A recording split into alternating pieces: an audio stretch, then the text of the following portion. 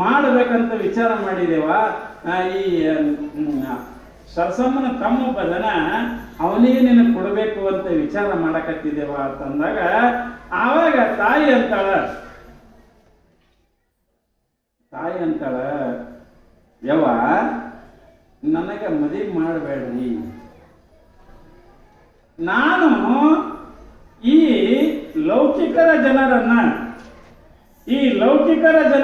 ಮದುವೆ ಆಗಂಗಿಲ್ಲ, ನಾನು ಈ ನರಮಾನವರನ್ನು ನಾನು ಮದುವೆ ಮಾಡಿಕೊಳ್ಳಂಗಿಲ್ಲ, ನನ್ನ ಮದುವೆನೇ ಬೇರೆ ದೇವ ಅಂದೊಳಗೆ. ಅವ್ವ ಕುದಿರ ಗಾಬರಿ ಆದ್ರು. ಅದಂಗ ಅಯ್ಯವ ಅಂದ್ರು, ಇಲ್ಲ ನನ್ನ ಮದುವೆನೇ ಮೊದಲು ನಿರ್ಧಾರ ಆಗ್ಯದ, ಹೆಂಗದಂದ್ರೆ ನಾ ಯಾರಿಗೆ ಮಾಡ್ಕೋತೀನಿ ಅಂದ್ರೆ ನನ್ನ ಮದುವೆ ಮಾಡಿಕೊಳ್ಳವ ಪರಮಾತ್ಮ ಬರ್ತಾ ಇದ್ದಾನ, ಶಂಕರ ಬರ್ತಾನ, ಶಂಕರನ ಜೊತೆಗೆ ಮದುವೆ ಆಗ್ತದ. ಅದು ನನ್ನ ಒಂದೇ ಮದುವೆ ಆಗಲ್ಲ, ನನ್ನ ಮದುವೆ ಒಳಗೆ ಹಲವಾರು ಮದುವೆಗಳಾಗ್ತವ. ಈ ಕಲ್ಯಾಣದಿಂದ ಎಲ್ಲ ಶರಣರು ಸಂತರು, ನೀವಷ್ಟೇ ಅಲ್ಲ, ಕಲ್ಯಾಣದಿಂದ ಎಲ್ಲ ಶರಣರು ಸಂತರು ಬರ್ತಾರ ಅಂತ ತಿಳ್ಕೊಂಡು ಲಿಂಗಮ್ಮ ಹೇಳ್ತಾ ಇದ್ದಾರೆ. ಆಕೆ ಮುಂದಿನ ಗೊತ್ತಾಗ್ತಿತ್ತು, ಎಲ್ಲ ಹೇಳ್ತಾ ಇದ್ದಾರೆ.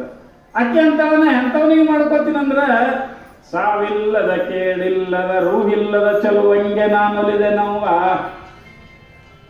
ಲಿಂಗಮ್ಮ ತಾಯಿ ಹೇಳೋ ಮಾತ, ನಾ ಮದುವೆ ಮಾಡ್ಕೊಳ್ಳ ಗಂಡ ಹೆಂಗಿರ್ತಾನಂದ್ರೆ ಸಾವಿಲ್ಲದ ಕೇಳಿಲ್ಲದ ರೂಹಿಲ್ಲದ ಚಲುವಂಗೆ ನಾನೊಲಿದೆ ನೋವ. ಯವ್ವ ನನ್ನ ಗಂಡ ಸಾಯಂಗಿಲ್ಲ, ನನ್ನ ಗಂಡಗೆ ರೂಪಿಲ್ಲ, ನನ್ನ ಗಂಡ ಕಣ್ಣಿಗೆ ಕಾಣಲ್ಲ, ಅಂಥವನಿಗೆ ಮದುವೆ ಆಗ್ತೀನ.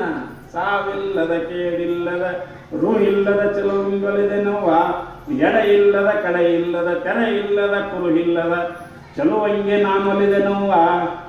ನನಗೆ ಗಂಡ ಆಗುವಂತ ಹೆಂಗಿರ್ಬೇಕಂದ್ರೆ ಅವನಿಗೆ ಏನೂ ತ್ರಾಸ ಇರಬಾರ್ದು, ಶಾಶ್ವತವಾಗಿರ್ಬೇಕು, ಅಂಥವ್ರಿಗೆ ಮಾಡ್ಕೋತೀನಿ. ಭವ ಇಲ್ಲದ ಭಯ ಇಲ್ಲದ ನಿರ್ಭಯ ಚಲುವಂಗೆ ನಾನೊಲಿದೆ ನೋವ. ನನ್ನ ಗಂಡ ನಿರ್ಭಯ ಇರ್ತಾನ, ಅವನಿಗೆ ಯಾವುದೋ ಅಂಜಿಕೆಲ್ಲ, ಅಂಥವನಿಗೆ ಮಾಡ್ತೀನಿ. ಕುಲ ಸೀಮೆ ಇಲ್ಲದ ನಿಸ್ಸೀಮ ಚಲುವಂಗೆ ನಾನೊಲಿದೆ ನೋವ. ನನ್ನ ಗಂಡಗೆ ಕುಲ ಇಲ್ಲ, ಪರಮಾತ್ಮ ಯಾಕಂದವ್ರಿ. ಆಕೆ ಯಾರಿಗೆಲ್ಲಕತ್ತಾಳೆ, ಈ ಪರಮಾತ್ಮ ಮದುವೆ ಮಾಡ್ಕೋತೀನಿ ಅಂತ. ಪರಮಾತ್ಮ ಯಾಕೆ ಕುಲದವ? ಮತ್ತು ನಾವೇನಂತೀವಿ, ಅಯ್ಯೋ ನಾವು ಲಿಂಗಾಯತರಿ ಅಂತೇಳಿ, ನಾವು ಬ್ರಾಹ್ಮಣರಿ, ನಾವೇ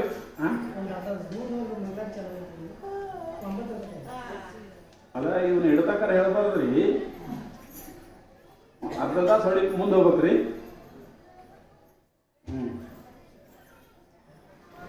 ಆವಾಗ ಏನಾಯ್ತು ಅಂತ ಕೇಳಿದ್ರೆ ಇಲ್ಲಿ ಹೇಳ್ತಾ ಇದ್ದಾರ, ಆ ತಾಯಿ ಹೇಳ್ತಾ ಇದ್ದಾರ,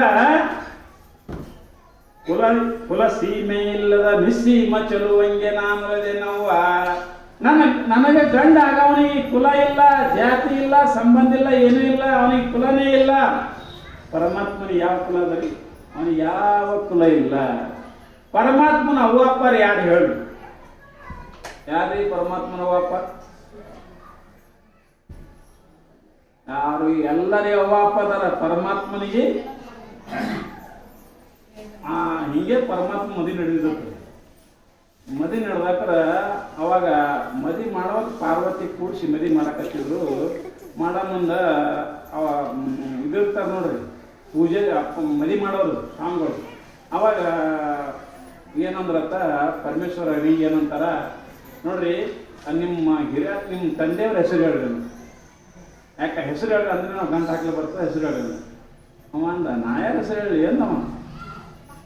ಆ ಥರ ಹೇಳಿದೆ, ಹಂಗೆ ಹೇಳಿದೆ, ನನಗೆ ಅಪ್ಪನೇ ಯಾರಿಲ್ಲ, ಯಾರು ಹೇಳಿ ಏನವ? ಪಾರ್ವತಿ ಮದುವೆ ಆಗಕತ್ತಿದ್ರಿ ಅವ.